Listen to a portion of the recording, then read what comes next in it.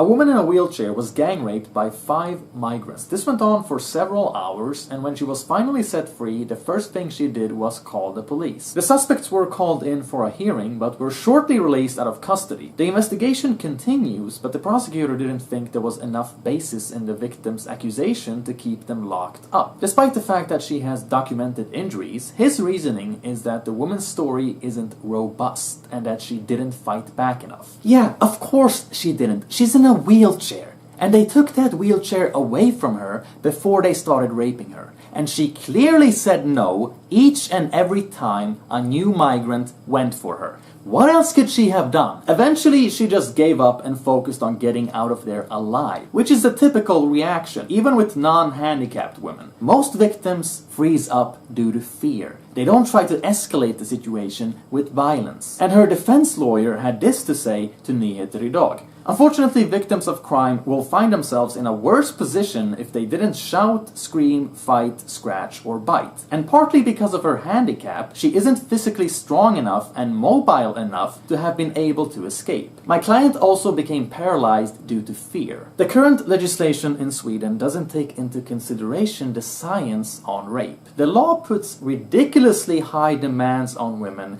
in order to have a case. Currently, there's an investigation about a new consent law which would add negligence to the legislation. And the woman's lawyer says that this type of law would have helped out a lot in order to keep the suspects detained and the prosecution as a whole. The migrants, however, claim that she wanted to have sex with complete strangers for hours on end in a bathroom, and the prosecutor apparently chooses to believe this. So it should come as no surprise that the people of Gotland became absolutely fucking furious. It should also be noted that Gotland is one of the worst counties in Sweden when it comes to clearing up rape cases. So on the 5th of October, about 100 people carried out a demonstration in order to show support for the woman and protest the decision to release the suspects. According to one of the people who organized the protest, the small island of Gotland is currently in shock and many people are crying. She says that many locals feel betrayed by the government and have had enough. The people on the island weren't consulted on whether or not they should accept migrants, and now some of the migrants they accepted are harassing women. They can stand in the middle of the road downtown and spit on the ground while looking at women. She also says that Gotland has changed, with an increase of rapes and sexual harassment that started during the summer. On the same day as the demonstration, in a separate incident before the demonstration, an activist from the National Socialist Nordic Resistance Movement went to the address where the woman was reportedly gang raped and confronted 3 immigrant males who have been pointed out as suspects. In a video clip posted on YouTube, they admit being at the police station. Eventually, the man lost his temper and started shouting. Did you also have been with the police? Yes, we... Yes? Yeah, yes, you are fucking scum, okay? Fucking scum is what you are. Why? Okay? Leave this fucking country, you filthy animals. You're not welcome here! The same man in this video is now being suspected by police for outrageous conduct towards a public servant and trespassing. This is because the prosecutor in the case was visited at his house in the middle of the night. But you know, in order to be fair, before they start pressing charges, maybe someone should ask the prosecutor what he was wearing.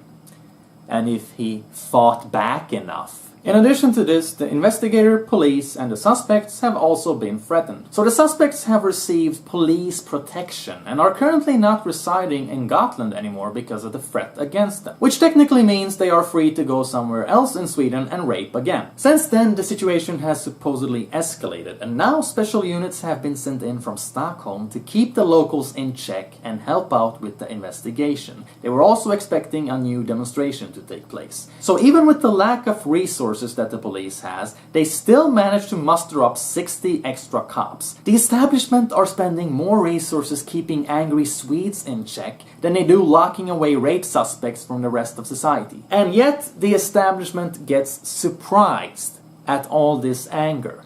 the media of Gotland immediately started pumping out opinion pieces warning about racism. Local politicians are asking for reasonable citizens, and one of them makes sure to remind us that these type of crimes haven't increased at all lately, and the problem isn't culture, but destructive male norms. This guy started talking about porn. The police chief is talking about hatred, ignorance, and misconception. This guy seriously draws comparisons to Nazi Germany and says that's where we're heading. They actually published this shit. So apparently a demonstration against social injustice inevitably leads to death camps. And the Swedish public service media allowed the anti-racist organization Expo to label the demonstrators as Nazis, or at least ignorant people who are useful idiots to Nazis, and that it's highly possible these people reacted to something that they didn't have enough information about, and wrongfully interpreted as a form of injustice. So a gang of rapists being released immediately because the prosecutor didn't think that a handicapped woman fought back enough isn't a form of injustice? You don't think that gang rape qualifies as a form of injustice? These people are not Nazis. One of my followers attended a demonstration and said that it consisted of ordinary people. He told me that when he was on his way there with his friends, they were actually saying that they would turn around and walk away if they found out that it was a bunch of crazy white supremacists. But that wasn't the case. It was men, women, elderly, children, and even immigrants. You could see strollers in the crowd of people, for Christ's sake. He says that it was a quiet demonstration where we stood outside the prosecutor's headquarters and then went to the house where the rape took place. There we stood calmly and observed the house with grief in our hearts. And now we're being painted up as ignorant, hateful, violent racists by the media. Do you not get how this pisses people the fuck off?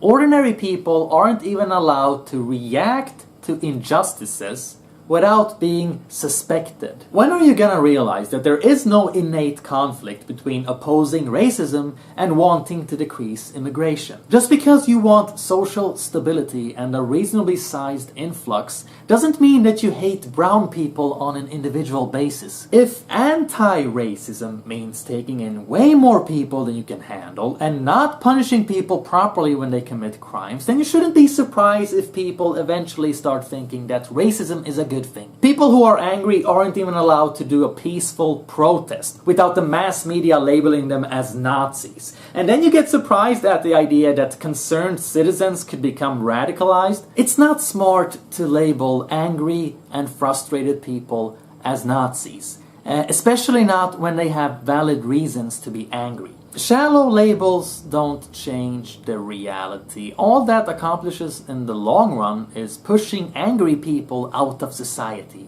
And where do you think they'll end up then? I think it's a good thing that people are finally speaking up against their officials. A demonstration is so much better than just sitting at home and being frustrated over the internet. All our politicians have done thus far is to spit in the faces of ordinary people, taking their hard-earned tax money and using it to fund policies that benefit anybody but the people themselves. Then they call the taxpayers intolerant racist for being concerned about the fact that hospitals don't have rooms for people who need surgery, and that bathhouses and music festivals have suddenly become unsafe places for women. But then we have the issue of certain citizens taking the law into their own hands. That's certainly not right, but is it really the biggest issue? Is it really the biggest issue that a prosecutor was threatened? People wouldn't even be doing this if the politicians had listened to their citizens. Why should Swedish citizens behave better than Swedish politicians? The fact that politicians aren't considered criminals is just a question of definition.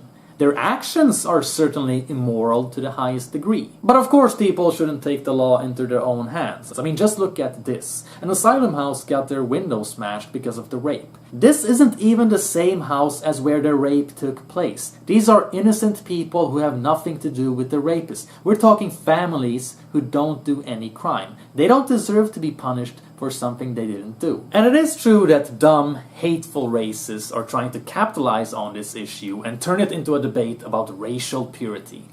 Those people can go fuck themselves.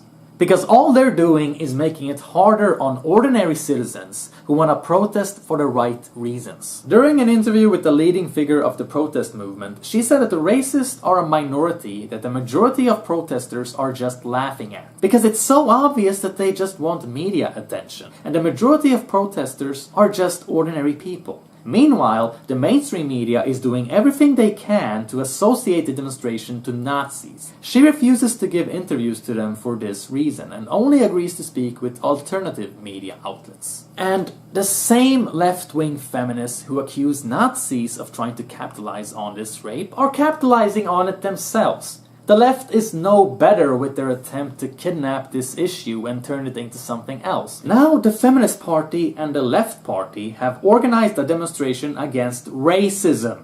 Talk about using other people's suffering to give yourself publicity. Why even do a thing like this when you could be supporting the victim instead? Why doesn't the Feminist Party just focus on the woman? I mean, look, they say, because of the recent events and the spiteful discussions that have been going on, we're arranging a manifestation against racism and sexism. You're seriously calling for a demonstration because people wrote dumb shit online when they were angry that someone got raped? You think that words are worse than rape? Rape is way worse than sweeping generalizations made by angry people on the internet. They also say, we want to show that we don't accept the oversimplified description of the desire to protect Swedish women from external threats. Simultaneously, we want to stand up and say that we don't accept violence towards women, regardless who it is. And this is a manifestation for the equal value of every human being. By doing a protest to assert the equal value of people, you're essentially spitting in the victim's face. You mean to tell me that a rapist and a rape victim have equal human value? The same fucking people who go on and on about the necessity of trigger warnings are completely oblivious to how shit like this could be upsetting for the victim. You took her trauma and you turn it into a political agenda, just like the Nazis. And then you tell us that you don't accept the desire to protect Swedish women from external threats. Well, why not? Because that's exactly what happened here. A woman was gang raped by men who the local population didn't want to take in to begin with. How is it feminist to import rape? And the majority of people protesting aren't even racist. Why do you think that this minority, this literal handful of Nazis, are more important than the victim? Your narrative is more important to you than the victim. Let's look at what the so-called racist protesters did. They held a peaceful protest and then they raised over 100,000 crowns in support of the rape victims. No headlines about that in the mainstream media, by the way. Now let's look at what the anti-racists did. They talked about racism, and then they talked about racism. And this isn't even the first time something like this has happened. There's been at least 2 other incidents just like this, where left-wing feminist groups arrange demonstrations against racism when someone's been raped by immigrants. If that isn't tasteless, I don't know what is. What kind of worldview do these people have? And you know, excuse me for assuming things here, but I'm kind of thinking that if one of these people actually had their own kid get their asshole beamed out by a gang of Arabs, they wouldn't exactly go, oh wow, that's horrible, but we need to demonstrate against racism right now. That's what's most important. Oh, forget your bleeding asshole. They got band-aids for that. That's gonna clean up right after, you know? But what's most important is that we make sure that people hate those guys for their actions and not their skin color. It's really important that people don't start getting, you know, suspicious of everyone that looks like them. So you know, just stop being a bitch. The problem is men, in general. All men are potential rapists. So we shouldn't focus on migrants, because not all migrants rape. But all white men are potential rapists. Actually, that's probably exactly what would happen. Those people are fucking crazy. Do you remember this guy? He felt sad that his rapist got deported. He describes himself as a feminist and anti-racist. 2 words that have become synonymous with brain dead. Then we have this one. Left-wing politician in Germany who got raped lied about her attacker's nationality because she didn't want to encourage racism. And in Sweden, a woman was raped on a train by a migrant she just met, and at first she didn't want to call the police because she felt sorry about this asylum seeker and didn't want to put him, and I quote, didn't want to put him in an uncomfortable position. You know what's most infuriating about these responses? The reason you report a rapist isn't just for your own justice. By pressing charges, you're also making life safer for other women as well, making sure that they won't have to become potential victims in the future. But these people have been so brainwashed by the Refugees Welcome campaign, they think it applies to your asshole as well. Swedes are more or less taught to be guilty about how good they have it compared to other countries. So of course we should share our resources with everybody else at any cost, no matter how they behave. So, just spread them. Spread those legs and let the Middle East come right in. Political correctness teaches women that they owe their vaginas to the third world. And just look at this case. She was raped by a black guy when she was passed out. Witnesses who saw the whole thing happen from their balcony called the cops and started filming it for evidence. But the woman refused to believe that the African could be capable of something like that, so she claimed it was a racist conspiracy. It was first when she understood that there was a recording of it all that she realized it was possible that she's wrong. But of course, this little detail wasn't even mentioned by the mainstream media. Only the alternative media found it worth noting. When women don't want to report being raped because an immigrant did it, that's a huge problem. And it shows that political correctness isn't just some harmless little neurotic stupidity. It's actively damaging people's lives. And that's why the media should address it. This idea that minorities should be protected at all costs isn't just the racism of low expectations. It's also directly harmful to women and society as a whole. And what really gets to me is the double standards and the hypocrisy. If a woman was gang raped by ethnic Swedes and people wrote a bunch of horrible shit about Swedish men online, the left-wingers and feminists wouldn't arrange a protest against sexism and racism. And we know that for a fact, because what they usually do when that happens is to relativize the misandry. So I suppose the underlying message here is that rape is only wrong when Swedish men do it. When it's about refugees, then we need to be careful and not make rash decisions. And this is coming from the very same people who defend statements like, all men are a social issue. Fuck you!